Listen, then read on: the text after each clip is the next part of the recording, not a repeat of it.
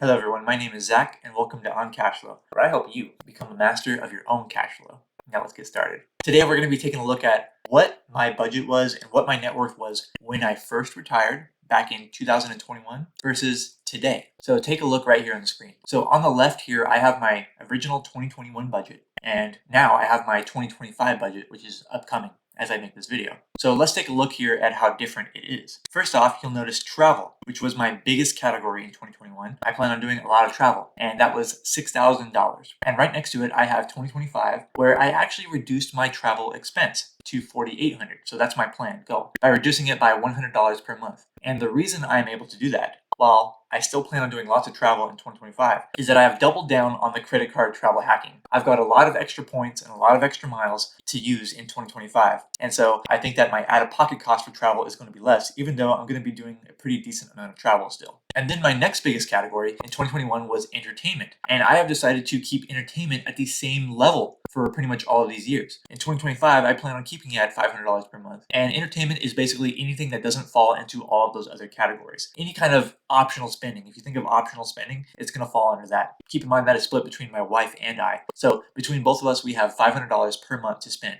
So if you really think about it, because of inflation, our entertainment spending has slightly reduced over the years. The dollar amount has stayed the same. However, the cost of goods and services has generally gone up. However, I've seemed to find that with entertainment, because we are so flexible with our time and when we can be engaged in that, and because of our hobbies being very low cost, our entertainment expenses hasn't risen as you might think it has. Next up, we have bills and utilities over here in 2021, and that was at another $500 per month. However, now I renamed it to bills/medical. And the reason for that is I don't have it at utilities anymore because right now I am engaged in a house hack in the house that I'm living in right now, where basically the amount of income that's coming in from the house hack, which I've explained in another video, I think I titled it something around rental property number 4. So if you're interested, you can go back and look for that video. But basically, the amount of income that I'm making from the house hack is covering all of the house expenses. And so I don't account for it on my personal budget there. I'm already allocating that income from the house to the house itself. Hopefully that makes sense. And so I don't really have it here on this budget. Instead, what I have here is actually slightly less because I don't have to pay for those utilities in my personal budget, right? It's accounted for in the house spending. In my personal budget, I don't count for the utilities anymore, and so now it is at $350 per month. Next, we have groceries, which back in 2021, I was able to pretty easily get away with spending $300 per month on groceries. This year, in 2025, I'm allocating $400 per month rather than $300 per month, which might not sound like a lot, but as a percentage, it's a pretty good percentage increase. So it's a pretty large increase in spending. The main point here is that grocery spending for me has gone up a lot, and I'm sure it has for you as well. Next up, I have home maintenance here because on the left, for basic home maintenance, I budgeted $100 per month. And this is not for anything major. This is just for very simple fixes around the house, most of the things that I'm doing myself. So that's what I had back in 2021 when I had my own primary residence without a major house hack. But now with the house hack, the home maintenance savings is actually included in the income that I'm getting from the house as well. So I have it here at $0 with a little asterisk next to it. And last but certainly not least is auto. And auto, you'll see that on the left has gone from $100 per month to $200 per month in this year. And the reason for that is mainly because I kind of overestimate how much my auto expenses will be. My car is getting older, and so I estimate a little bit more maintenance on there. However, with like this previous year, it hasn't been the case. I haven't reached that $200 per month. And so what happens is I'm able to just kind of redirect that to other categories where I've overspent. So usually auto is underspent, which is a good thing so far, fingers crossed. But also another thing that I've added to auto is umbrella insurance. So umbrella insurance does cover my auto, but also covers houses and my rental properties as well. And that is also included in that category because it's paid through the same insurer. So I have USAA for my auto insurance, and they also have the umbrella policy through there. And so I just put it under the auto category. And so that's why it's more for 2025 versus 2021. So this is the total right here. Back in 2021, I had $2,000 per month of spending, and that included housing as well because I had a paid off mortgage back in 2021 for a primary residence, but I did have the utilities and the home maintenance and things like that. So now in 2025, I'm budgeting at $1,850, and that is not including, of course, the mortgage and utilities, which would dramatically increase that monthly number. So don't get me wrong there. However, where that little asterisk comes in is the house hack income is covering the house itself. So that's why I don't have it under my personal budget. And then you can see like I have some notes here on the differences. So in 2021, I had no mortgage. Now I do have mortgage and utilities, except for it's covered by that house hack. I didn't have a car payment, and I still have no car payment. I still have the same car, and thankfully it's going very, very well. I lived in Tennessee in 2021. That was my first full year, and I'm still here in Tennessee, just in a different house now.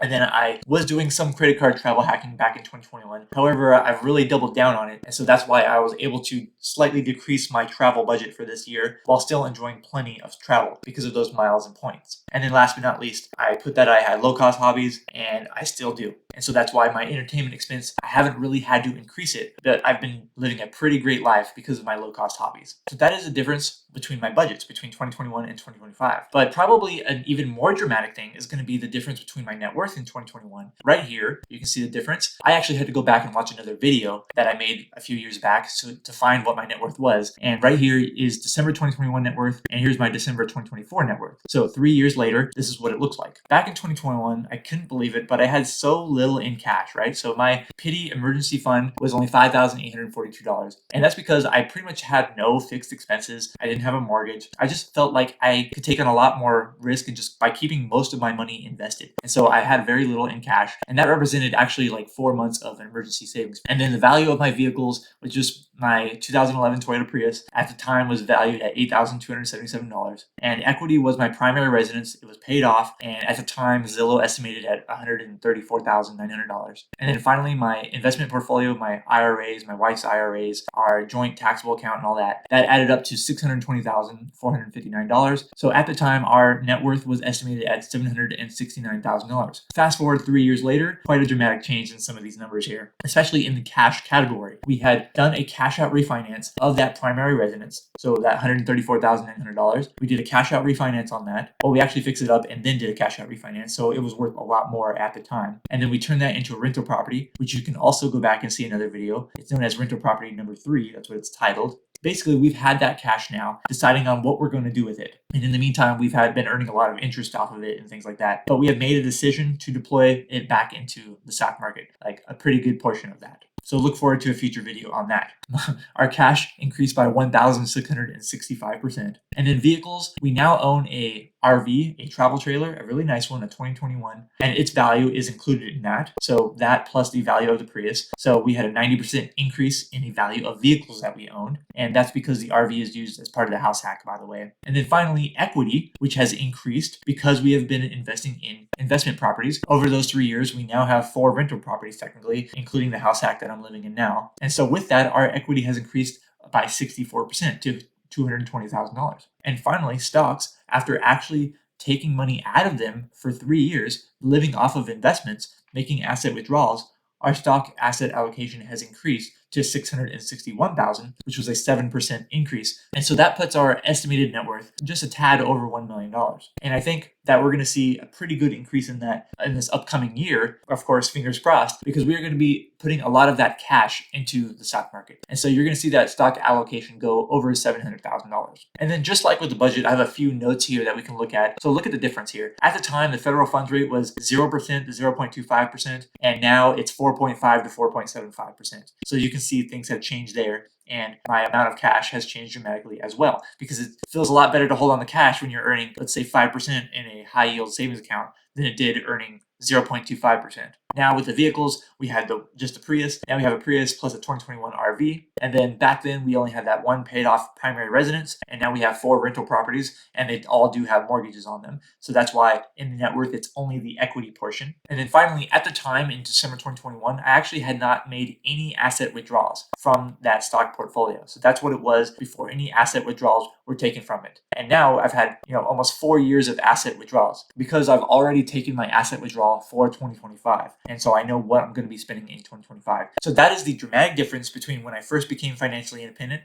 and today. And if you like this video, please make sure you hit the like button on this video, because it really does help me out and I really do appreciate that. And if you want some more background on this, if you haven't watched it already, I made a video a few years back on how I actually retired in my mid-20s. So I definitely recommend you watch that video. I'll have it pop up on the screen right after I get off the screen, okay? Thank you so much for watching this video. I'm Zach from OnCashflow.com, and I'll just see you next time.